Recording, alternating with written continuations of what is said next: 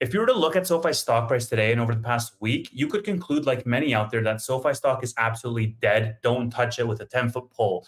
And to some degree, I would agree with you that the stock is dead. It's down about 30% year to date. Sentiment is incredibly low, lows that I haven't seen since last year when the stock was in the $4 range.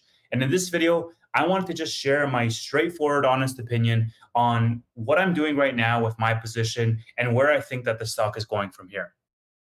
So this video is going to be more around my portfolio and actions with regards to the stock and less around specific news. Over the trading day today, SoFi fell as low as $6.30 before regaining some of that momentum and closing off flat for the day. And quite frankly, it's getting very close to breaking through that $6 floor and breaking below into the fives. And many bulls, including myself, are not ruling out the $5 range anymore, even though a couple of weeks ago we were in the $7 range. Now, the thing to understand and the thing that sort of I reinforce in my brain is that these things happen in the market and you have no control over them. The only control that you have is really your reaction, and your fortitude as an investor is how you react to these events. In the past, I've made the mistake of becoming bearish on a stock because it's going down or becoming bullish on a stock just because it's going up. And I think this cuts both ways, right? Like if SoFi were to climb to the $12 range tomorrow, magically, let's say they're at $12 with absolutely zero news, just the price action alone would bring in a wave of positive sentiment, a wave of bullish investors ready to put their money down and buy the company, even though the price is higher than what it was over the last 2 years. And I think that's a counterintuitive point, but it stands very true because the market, especially in the short term, is incredibly emotional and very rational oftentimes. And it's worth calling out from time to time, especially in situations like these. So let's start out with the basics, and then I'll share with you a little bit of what I'm doing in my portfolio. First of all, the downward pressure is as a result of the Qatar Investment Authority unloading their position. There's negative sentiment around that. And if you don't know what that news is, I made a full video breakdown talking about that news, which I posted on Friday. I'm also going to attach at the end of this video. But basically, the Qatar Investment Authority, SoFi's fourth largest institutional shareholder, dumped their entire position of almost 20 million shares. And of course, that's going to have downward pressure on the stock. That's like 2% of all of the shares outstanding, right? So if it has about a billion shares outstanding, 20 million is a huge chunk of that. And so, of course, it's going to have implications of price action because they just unloaded their position a couple of days ago. It hasn't even been a full week since that news broke. And earlier today, I saw this post from Roy on his thoughts surrounding the selling. And with regards to the valuation, he compared it from a tangible book value to Bank of America. Yet the thing to remember here is that SoFi is still growing significantly. And so you put both of these things together, the fundamental growth and the falling stock price, and you get a very attractive valuation return. It's de-risked to a large degree. And so for myself, SoFi comprises about 16% total portfolios across everything. It's about 16%. It's my second largest position.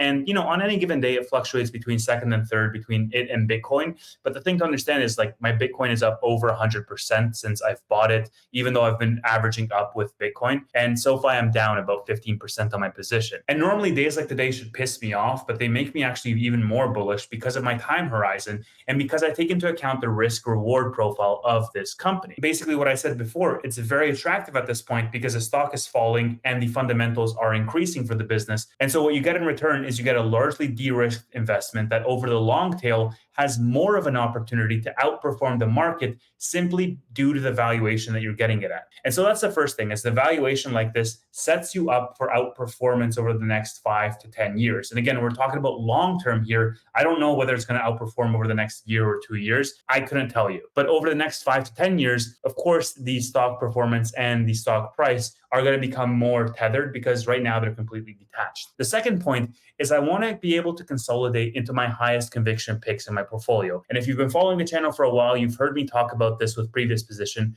I want to be able to take big bets, calculated bets on stocks that I know the most about, to have a correlation between my mind share and my market share of where I invest my money. And outside of Tesla, SoFi is a stock that I know the most about, the one that I follow the most closely. I know all of the news on any given day. And for a lot of my other stocks in my position, I don't really follow them that closely. They might have performed well in the past, but I just do not follow them that closely. I'm not as up to date with them as I am with SoFi. And so I posted this post earlier today on X, sharing some thoughts saying, quote, at these prices, I'll be taking profit on some of my positions and consolidating heavier into SoFi. Likely over the next few days, weeks, and months, these are some of the positions that I'm going to be cutting. So the first thing that I want to highlight is that me taking profit on these positions is number one, in addition to my normal DCA strategy with SoFi and Tesla, both of which I intend to keep buying at these prices. And number two, me cutting some of these positions is going to happen over weeks and months, not necessarily all today, all at once, right?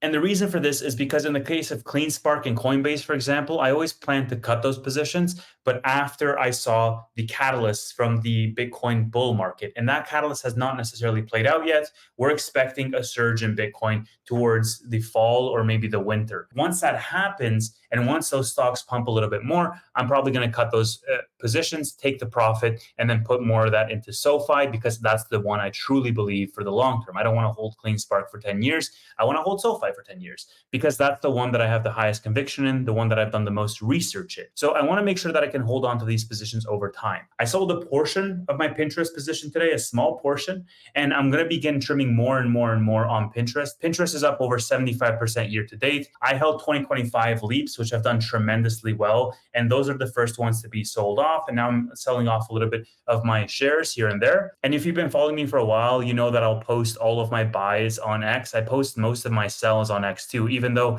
I open myself up to large criticism whenever I sell anything. But I still do it anyways because just for the sake of transparency. And finally, with regards to that X post, in the case of On Running, I did sell out of my position completely. I bought On Running on March 18th, and right now it's up about 35% from where I bought it. I bought it in the low $30 range, 31 and a half, something like that, right around the time of their earnings. And the thing is that On Running ran up so fast, it didn't allow me to build a significant position. And this was a similar case with Celsius, right? Like I bought leaps on Celsius in the $50 range. It ran up to the $90 range in a matter of weeks. Of course, I cut those leaps, I think at $88, $89. I cut it a little bit too early, but then Celsius fell back down to the $70 range where I started to build a position. And now it's back in the $50 range. And so now I'm going to be DCAing into Celsius more and more because I didn't want to buy it at the $90 valuation. I wanted to buy closer to the $50 valuation. And so I can't necessarily control the short-term price actions, but I can control what I do with my money. In my portfolio, a lot of these positions take months to build out. I don't have like $100,000 just sitting around that I can just deploy whenever I want to, nor would I want to buy something all in one go. I want to build it out over weeks and months. And so a lot of these positions, how they get to be 16% or 20% of my portfolio is they take years to build out in a large part, right? And the flip side of that is when I don't have a position fully built out, let's say On Running goes to 50%, like, yeah, great. It's a great percentage gain, but it doesn't really change anything in my portfolio from a dollars perspective. It's a very tiny fraction of my total net worth. So when I'm unable to build out a position, it's difficult for me to justify having it in my portfolio because in terms of the mind share, how much I think about it, it's not going to make an outsized dent. It's just going to be forgotten there and it's going to sit there.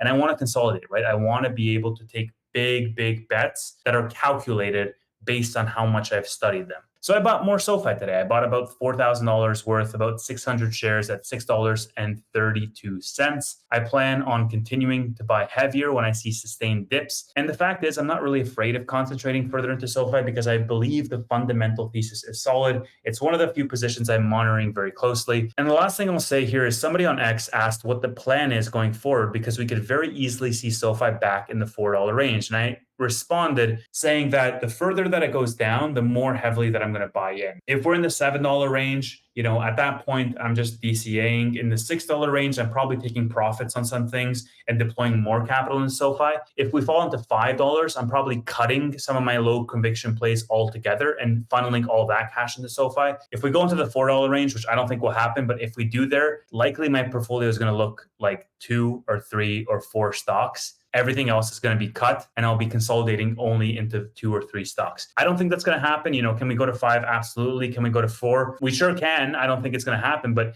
we sure can. Sentiment is going to be really low at that point. But look, the business is still going to be doing their thing, executing. And you can comment on this video and you can say, oh, Tevis, you're a perma bull, you're delusional, you're this and that. But the fact of the matter is, if and when the underlying business starts to show cracks, or starts to show that they're not executing, I'm going to be the first to shout it from the rooftops. And I'm going to be the first one to say, hey, I was wrong on this business. But until that point happens, if we're just seeing weakness in the stock price action, when nothing happened in the fundamentals, yeah, of course I'm going to be buying more because the company is in such a better position today at $6 than it was last year at $6. They're profitable, they have a great trajectory, they have great growth rates. And so, yeah, of course, I'm going to be a buyer at that point. Anyways, I'm not sure if this video helped. I wanted to share some thoughts because I know there's a lot of people that are maybe in a similar position. I see a lot of your comments on X. I see a lot of your DMs that you send me, a lot of your comments on the videos on YouTube. And it seems as though, number one, sentiment is low. And number two, a lot of you are in the same position where you don't know whether you should buy more, or you're jaded because the stock is not going up, or you're just frustrated in general. And so I just wanted to say that I totally understand. I'm not impervious to those things as well. But at the end of the day, I'm just trying to see the forest for the trees because I've made these mistakes before of being overly emotional, of being overly short term focused. And I don't really want to repeat that mistake for SoFi. I'm willing to wait. I'm willing to consolidate, especially if I have high conviction on something. Hope this helps. See you in the next video.